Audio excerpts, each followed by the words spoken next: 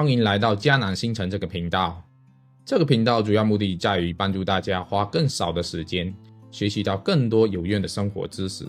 当今我们生活的这个社会是一个相对比较浮躁的社会，很多人没有办法花几个小时来收听一个 podcast， 所以我打算每一期选一个比较有价值的英文 podcast， 并提炼出一些我们生活中比较常见的问题，与大家一起探讨。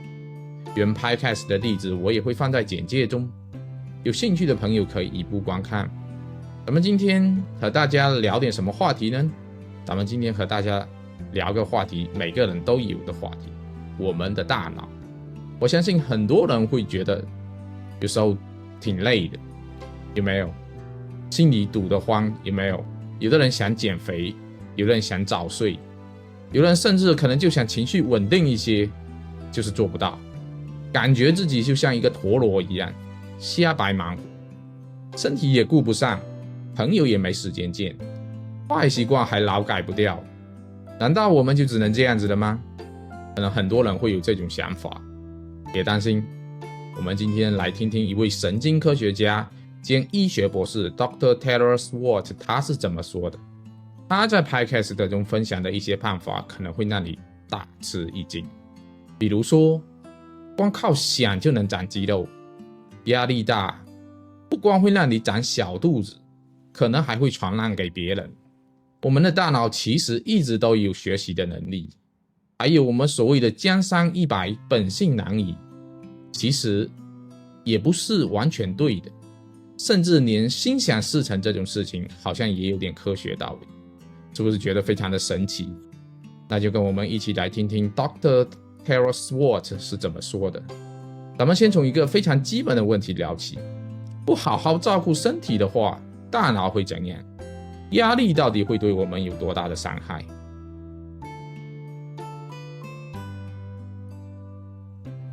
So the first thing I came up against, because this was around the time of the financial crisis, was the lack of understanding of the brain-body connection.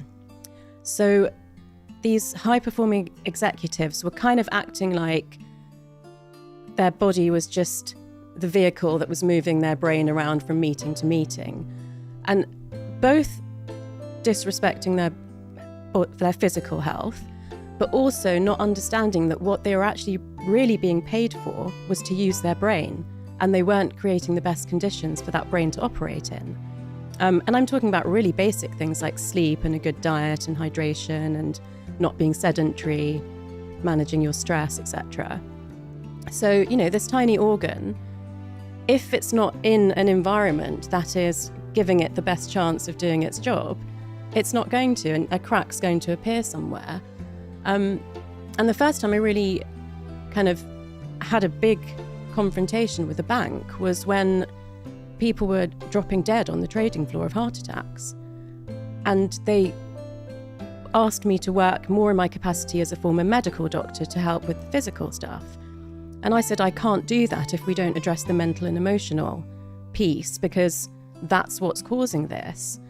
And they just could not get that. What did you want to do with those people in a specific and practical sense? What if you could have, been in charge of preventing them from dropping dead on the trading floor? Mm-hmm. Where would you have started? The understanding that stress, so everything that you're experiencing mentally and emotionally that's challenging, and things like a lot of travel, which is challenging of your body, that raises levels of the hormone cortisol, which comes from your adrenal glands. And that cortisol courses around your blood through your entire body and brain. And the brain has receptors for understanding what's going on in terms of threat to your survival. So in a 24-hour cycle, depending on your age and your gender, there's a normal range for cortisol. So it can go up and down like this. If something challenging happens, we need to adapt and rise to meet that challenge. But when that level is above the top range all the time, these receptors in your brain basically think that there's an imminent threat to your survival. So there's this whole cascade of hormones, and basically cortisol causes inflammation in the body. Mm-hmm. So inflammation of your vascular system, inflammation around your heart, and everything else, gut and other things. But particularly around that time, we were seeing a lot of heart attacks caused by stress. This was in the absence of high blood pressure, high cholesterol, smoking. It was all stress. 是不是感觉有点吓人？我们总想着拼命工作，却没有意识到身体不好，大脑也会跟着遭殃。Dr. Swart 说，压力大不光是心情不好，还会实实在在的伤害身体，甚至有可能让人猝死。他提到了关键的压力荷尔蒙皮质醇，长期压力让它居高不下的话，大脑就会一直以为我们有生命危险，就会导致身体发炎，甚至引发更严重的疾病。那么这种压力是只影响自己吗？还是说它也会像感冒一样传给身边的人呢？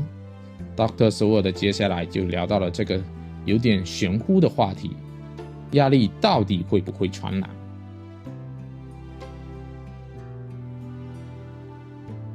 Okay, so where were we? Stress and contagion. We've done all the hormones and the menstrual cycle So stuff. basically, cortisol is a hormone that works in that same way.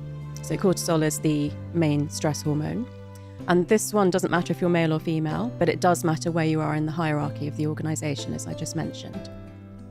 So usually in that conversation that I mentioned to you, where you go into a room and you just feel completely drained afterwards, usually the person that comes out feeling drained is less senior than the person that's had that effect on them. And that's why this is so crucial to leadership, because your stress levels as a leader, as a CEO, are going to have more impact on everybody else than the rest of the people put together, basically. So managing your stress is obviously important for you, but it's important in terms of what happens to other people. And the first issue I came up against was CEOs and CFOs that said, well, I won't show them that I'm stressed. I won't tell them what's happening with the numbers. I won't display emotions in front of them. And I said, they're still going to know. Physiologically, it's going to impact them. So now you really have to do something about it. And the other thing about cortisol, which is quite funny, well, one of the side effects is quite funny, is that as a survival mechanism, it will help you to store fat around your abdomen. So, again, in the cave, if you were potentially going to not find food for a month, then if you had extra fat around your abdomen, you could digest that and survive till you could find food. 难怪我在公司的时候，只要领导一不开心，整个办公室的氛围就很压抑。Dr. Swart 说，这跟皮质醇有关系。更扎心的是，他说那种怎么减都减不掉的压力肥，本质上也是因为身体为了保护我们更好的生存下去的一种机制。我就说，怎么有人一生气就吃不下饭，我一焦虑就多吃了2碗。看来我这身体这应急机制真是吃货级别的。不过你别说，这可准的认知。话说，如果我们被压力和坏习惯困住了，就没有什么方法可以对付他们了吗？ Dr. Swart 告诉我们应该怎么办，并借着一个女孩子总忍不住与有夫之妇约会的事情，向我们讲述了应该如何改变自己。那我们一起来看一下。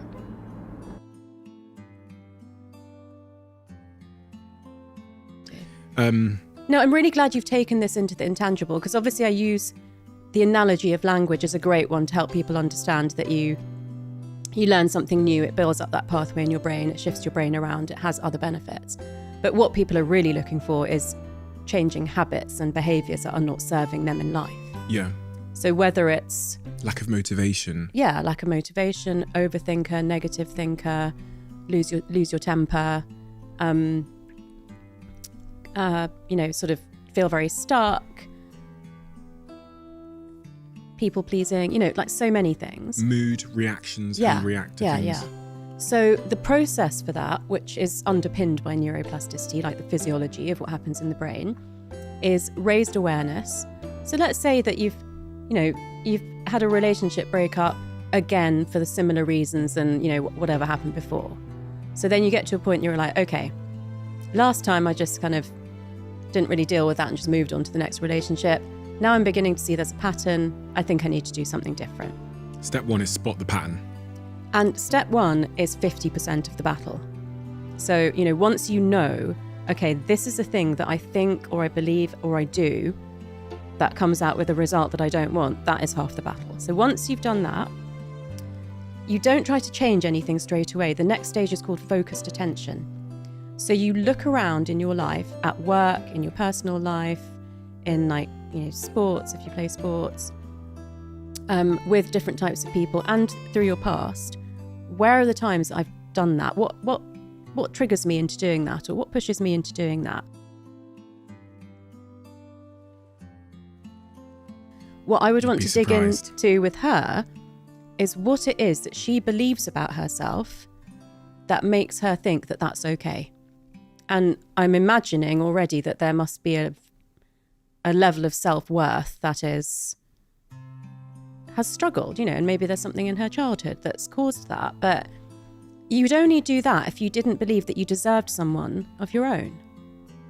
So that's the kind of conversation I would have with someone like that. I would probably ask her, what goes through your mind when you decide to do that again? And she would say something that she's conscious of thinking. I would want to dig below that and ask what it is that she believes about herself that makes her think that. So that's quite an important part of the raised awareness, is getting below the thought into the belief. Next step is, well, certainly if she's got a history of this, is, maybe in journaling, acknowledging, writing down, okay, this time that I went out with someone that was, kind of engaged in a relationship with someone else, or this time I had an affair with a married man. What happened? That decision-making process, the point from which you agreed to get into that, what was the consequence? So really, that's the focused attention, marrying together that decision with the consequence. One of the things I say is, you are basically the sum of every decision that you've made in your life. That's who you are. So once there's a bit more understanding and attention around what causes that and how it happens, the next stage is deliberate practice. So the first challenge is going to be the next time she meets a man who's not available. And she may not yet be able to say no to that. She may have to make another mistake, but she'll make it armed with all the knowledge that she's got now, and she'll see it for what it is. Or she will be able to say no to that man this time. So the next step is deliberate practice, which is where you say, okay, I used to behave like this. This is the new me that I want to be, is somebody who says no to every man that's married, who, replaces every negative thought with a positive thought, or whatever it is that you're working on. You then look for scenarios to practice this new behaviour. And at first it will be hard, because you have a pathway there that may have been set since childhood that is used to doing a certain thing. And the brain is a very energy hungry organ, so it's always trying to use the path of least resistance. Let's say I'm an overthinker, okay? And you're asking me these questions, and I've got this voice in the back of my head saying, why is Stephen asking me that? What's he trying to get to? Is he trying to trick me? What I would try to do is silence that voice in my head and say, okay, in this podcast with Stephen, I'm going to focus on him. I'm going to take his questions for what they are, and I'm going to speak from my area of expertise. I'm not going to worry about that other stuff that, can go on in my head. And let's say this time I managed to do that 50% of the time. And then I go and do another podcast next week, and I manage to do it 75% of the time, and so on. Eventually, this new pathway that I've been building will become stronger than the one that I had before. And then every time I turn up for a podcast, I'll just be completely present and attentive, and I'll get to the end of it, and that's the new me now. 我不知道你们听完上面这段话有什么感受，对我而言有着很强的激励作用。我们古人有句话叫江山易改，本性难移。我以前经常会觉得自己这辈子就是这样子的，没有办法改变了，认命了。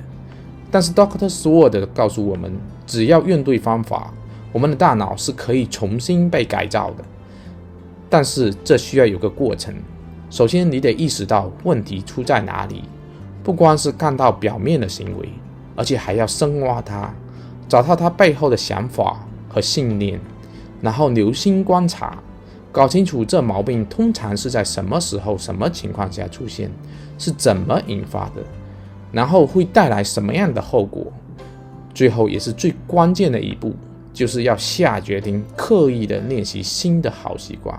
就像 Dr. Swart 举例说的，无论是一次次拒绝不合适的约会对象，还是在容易胡思乱想的场合练习专注。每一次有意识的练习和选择，都是在加强大脑里那条代表新的习惯的通路。虽然刚开始还挺难的，甚至经常会失败，但是只要你坚持练习，练习多了，那么新的好的通路就会比旧的坏的通路更加强大，最终自然而然就形成新的你。问题在于你要不要改变，有没有下决心去改变。然后 Dr. Swart 还说，我们的想象力其实有着强大的力量。然后他还给出一些建议，我们应该如何去使用这个力量。让我们继续往下看。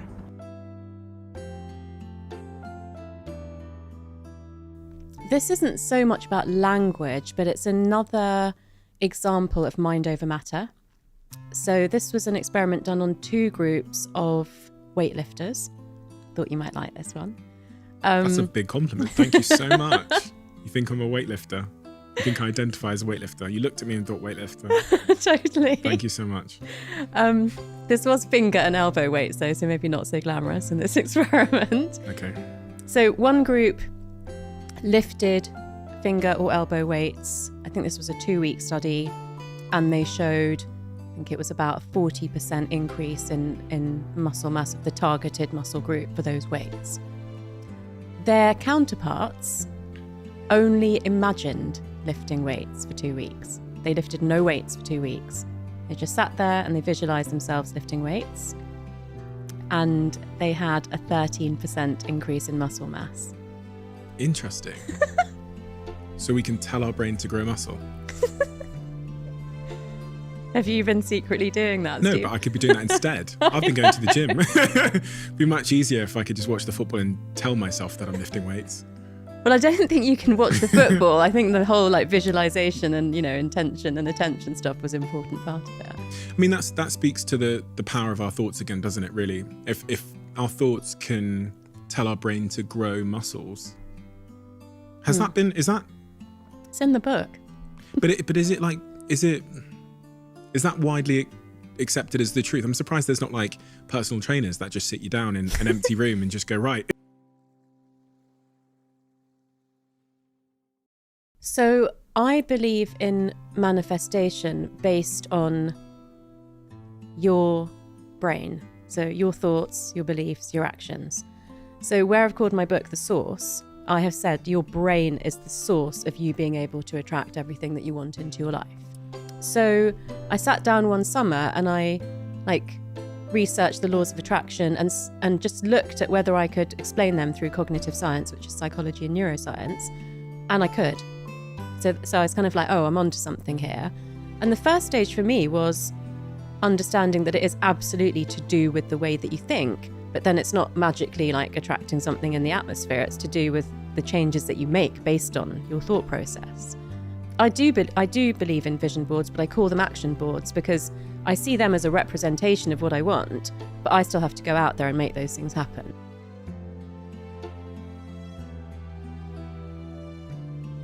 I guess the step one, the thing that I should immediately do as I move forward in my life from here, that would help me to start moving towards that person that I want to become, the organized, great partner, successful in his business, great with his podcast, all of those things. What is that first step? And do you know what's funny is because my brain keeps thinking about the taxi driver that I met on the way here, who said he'd listened to the podcast and he gave me a little bit of a window into his world. So he's driving the cab every day. And I meet a lot of cab drivers that listen to the podcast and we chat. And oftentimes sometimes they have dreams of doing other things. So they might say to me, do you know, I want to start my own business one day. And I'm just looking for the first couple of steps. But I reflect on what you said and go, they're going to be so hardwired into their patterns in their jobs and their habits and their routines that it's very hard to make that jump. Yeah. So if I could give people a takeaway to start with that's really simple, but it doesn't mean there isn't a lot of hard work at the other end of it, it would be very clear on what it is that you want. So you've mentioned a few things. Spend 5 minutes sitting down and visualizing those things being true, and then give gratitude for that. That would be my first step. give gratitude for those things being true. Just 5 minutes. I'm a great partner. I'm not messy. My podcast is super successful.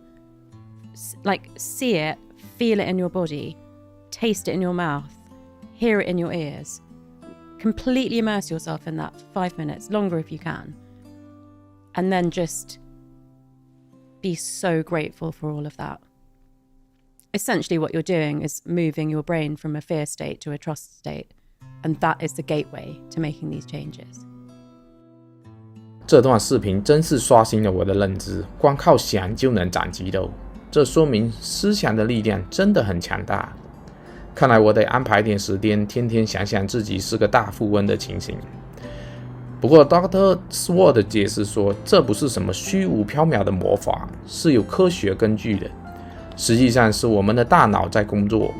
当我们清楚地设定目标，调整信念，专注想象的时候，大脑这个指挥中心就会引导我们去采取相应的行动，留意相关的机会，最终帮我们把想法变成现实。这个过程中，这个力量的源头当然是我们的大脑。那么了解了原理， Dr. Swart 最后还给出了一个简单又实用的建议，每天花5分钟沉浸式的想象自己目标达成后的情形，并心怀感恩。这就是开启改变我们自己的第一把，也是最重要的一把钥匙。好了，朋友们，今天我们跟 Dr. Swart 一起深入了解了我们大脑，真是一趟很奇妙的旅程。现在我们知道了，身体跟大脑是相互影响的，身体不舒服，大脑也会没精神，压力就会大，身体也会拉起警报，甚至生病。所以请大家要好好照顾好自己的身体，不要再随意的996或者007啦。第二，压力这东西真的会传染，不光是自己难受，还会影响到身边的人。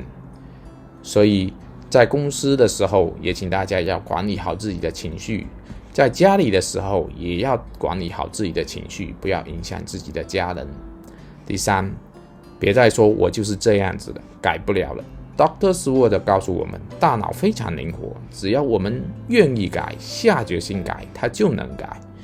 正所谓功夫不怕有心人，关键在于要认清问题的本质，再观察它怎么发生的，最后下功夫去练习新的习惯，练多了，自然而然就变了。